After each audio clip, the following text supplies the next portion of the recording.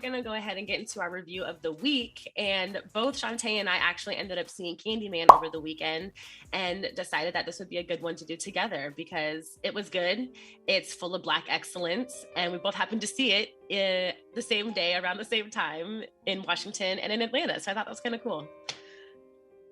So let's go ahead and get into it. Get into it. Yeah. Get into it. Yeah. Oh, I had no idea. Okay, so IMDb is already giving this a really high score of 8.3 out of 10. They know what's good. Rotten Tomatoes, 84%. I wanted a little bit better, but also that's pretty good from Rotten Tomatoes. From Rotten Tomatoes, that's high. That's pretty good from Rotten Tomatoes. Some notable things, and this was something that we really wanted to touch on. Nia DaCosta is the first Black female director to debut the top box office. This is actually her debut film at that. So not only is it her first debut horror film, but she's debuting first in the box office. And that's actually just this is the second grossing 3-day opening for a movie with a Black female director.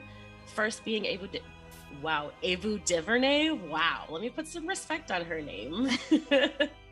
Ava DuVernay for A Wrinkle in Time. And I don't know if you guys know that one. That's one that had Oprah in it, and it was all mystical and all that fun stuff. I didn't actually watch it. I'm not proud to say, but hey. It was a long, hard watch, to be honest. Was it? Okay, cool. Okay, yeah. Cool. So I didn't. Okay, awesome. But still good. Right. I mean, definitely worth it. It did better than a Candyman did. So hey. But some notable names and faces that you guys might recognize are Yahya Abdul-Mateen II.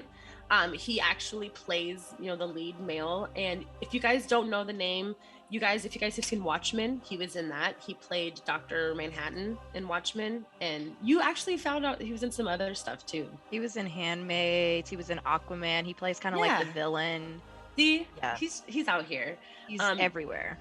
Tiana Paris, she played the female lead. Coleman Domingo, who we both love him. We talked about him not too long ago when he was dressed in that beautiful pink suit. Yes. He's definitely one of our faves. And Vanessa Williams, not to be confused with Miss America Vanessa Williams, because we both saw her name was where was she at? We didn't see her. No, so Vanessa Williams is actually, if you guys are familiar with the Candyman, franchise at all, she was in the first one. And if you're familiar with the story, she was the mom of the baby that was kidnapped or whatever.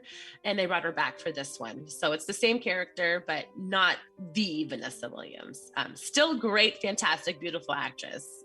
She did awesome. But yeah, let's go ahead and move into let's talk about it, Tay. What were your thoughts? Were you scared? So, I've never seen the original one all the way through. I feel like I'm a scary person. Let's be honest. I don't watch scary movies. I don't. At least not alone. No, I don't watch scary movies. Okay, I do watch scary movies. You're right. Do. I've seen a lot of scary movies lately. It's probably because of your friends making you. Honestly, there are some scary movies I can watch alone. Halloween franchise, absolutely. I'm into that. Okay. But and in the daytime. Yeah. Right. Candyman as a kid, absolutely not. I used to be afraid of Snow White at this time. There's no way I was watching Candyman. So never watched it. So I was I don't know what to expect, but I was 2021 version, it's going to be terrifying. So I was I got to go. And Jordan Peele's a part of it. I was I'm in there. But I was really I think I worked myself up. And I was actually surprised that it wasn't that scary. It was definitely gory, but I was I sat through it without really covering my eyes. There was a couple times where I was I think I need to cover my eyes. Something's about to pop out, but there was never really anything that was to me, just genuinely okay, I need you guys to go ahead and cut to the next scene. When I reviewed The Conjuring and I said I was scared the whole time. Nothing I literally sat with my hands over my eyes this. You're not creeping through I'd say this one was definitely more of a thriller, suspense kind of feeling rather than jump scares and stuff like that. Yes. absolutely recommend it though. I think that they did a really good job. Like I definitely thought that they were going to make it a remake. Like they were just going to remake the movie with the new Candyman, new storyline. But I like that this is an actual true sequel to the first one. Yeah. Because I didn't expect that. And I liked that what they did is they gave us enough storyline from the first one that you don't necessarily need to watch the first one in order to understand what's going on. Yeah, it's funny that you brought that up, because as I was in the theater watching it, and you know how they kind of do that like puppet, they were doing like that puppet thing to kind of tell the story. As I was watching it, I was like, oh cool. I was like, Shantae doesn't need to see the first one. I was like, she'll get it from here. Like, you know, it was actually really great that they did that. I actually saw the first Candyman sometime last week to prepare myself, because I knew that I was gonna want to see the new one. And I'm actually really glad that I watched it. I told Shantae, I was like, if you guys know me, excuse me, we've probably talked about this on the show, but it's hard for me to put on a movie and like not fall asleep at some point, especially if it's like, if we're putting it on at night, like it's lights out for me. I put this movie on at like 9:30 and I stayed up and watched the entire film. Like I actually watched the entire movie, and I was up like this the whole time, just like in it, like, oh, what's up? Oh, what's going on? What's happening? Like, yeah. So they did, like the original, they did a really good job with. I loved the storyline there. It was creepy, you know, all that kind of stuff that it needed to be. Another thing I wanted to bring up is because in the first movie and even in the new one, they had a lot of like racial themes and tones and things like that. And in the first one, the lead character was this, you know, blonde-haired, blue-eyed woman who was, you know, literally getting away with murder left and right. And like it took a lot before they finally like did something about it. Whereas, you know, and how they decided to spin it was, if you saw, well, I'm not going to spoil anything in this second. Are we doing spoilers? Yeah, I was like, let me not spoil something.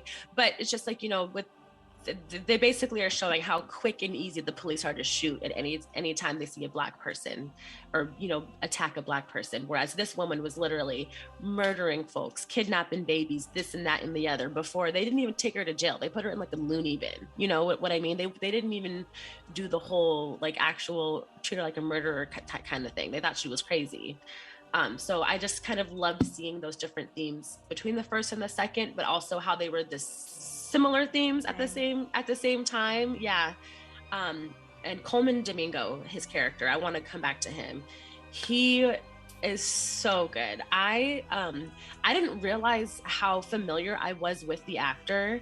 I was recently doing a little bit of research on him and remember that he was in that show called Fear the Walking Dead, which is a spin-off of The Walking Dead.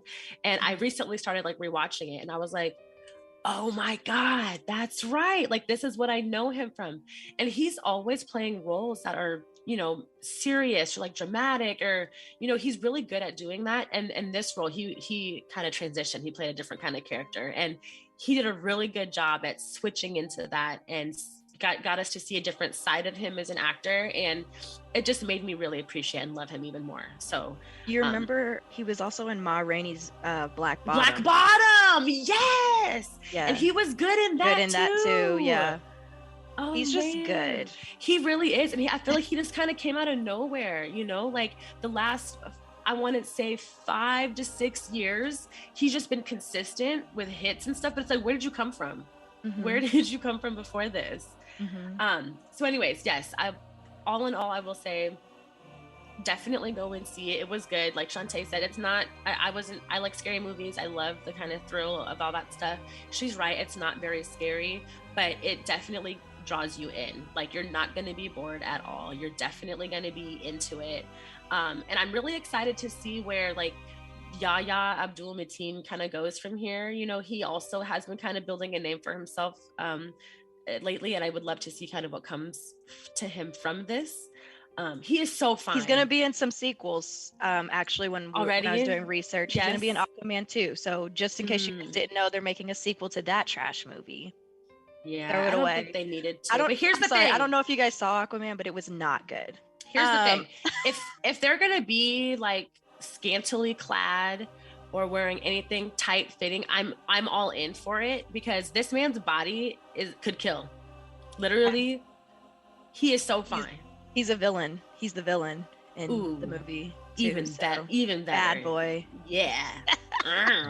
There's another sequel he's going to be in. I just don't remember what it was. I wanted to make one last note before we move on, but what I appreciated about this movie, and I want to say I think that it's a bit of a style of Jordan Peele's, because I liken it to Get Out and Us, but what I like is depicting Black people in scary movies, and that it doesn't necessarily follow scary movie rules.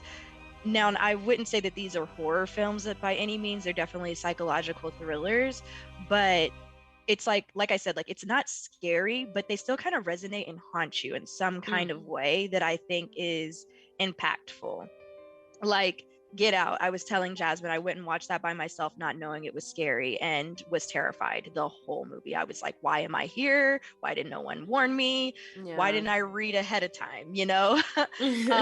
And with this one, it was interesting because though I didn't think it was scary, I still had nightmares, you guys. Really? I did have a nightmare. Was it with bees? No, it was just like me thinking about it. Like, my nightmares aren't like me literally like living it out. It's literally just me playing the movie over and over and over, like the scariest parts in my head. Oh, I understood. Okay. So like, I'm seeing Candyman in the movie and I'm like, I don't want to see his face. Thank you. I'm trying to sleep here. And it's the last little 5 minutes of sleep I've got left. Okay. You know? So yeah, that's what I will say, is that is funny. They're well done, and there's always a message, and I definitely recommend seeing it. Okay. But again, so that we have a little bit of time to talk about our hot topic, because there's a lot to talk about, we're going to go ahead and jump into another quick 2 to 3 minute break. Again, you're listening to The Way with Jazz and Tay.